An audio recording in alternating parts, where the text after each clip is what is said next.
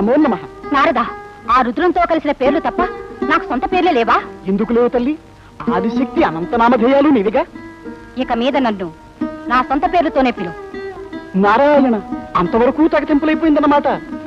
పార్వతీ పరమేశ్వరుల మధ్యనే పోరాటం తప్పలేదు. ఇది మా వరకే పరిమితమైన సమస్య కాదు, అఖిల స్త్రీలో ఒక ఆత్మగౌరవ సమస్య. ఇందులో నేనే వీగిపోతే వనితాలోకమే తల ఉంచుకోవలసిన పరిస్థితి సంభవిస్తుంది. అందుకే ఈ పోరాటానికి నేనే ముందడుగు వేశాను.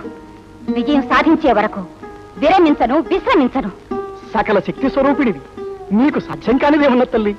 నారదా, నా భక్తురాలికి ఏ ఆపద సంభవించినా తన భక్తుని ప్రాణాలు దక్కవని ఆ మహేశ్వరునితో నా మాటగా హెచ్చరించు. నారాయణ నారాయణ. పర్వతరాజు తనయ పరమేశ్వరునికే హెచ్చరిక పంపిందన్నమాట. స్త్రీ శక్తిని ప్రతిఘటించడం సాధ్యం కాదు స్వామి. ప్రస్తుతం సమాధానమే శరణ్యం. నారదా, మహిళా శక్తికి మహేశ్వరుడు తలగ్గటం కల్లోని వార్త.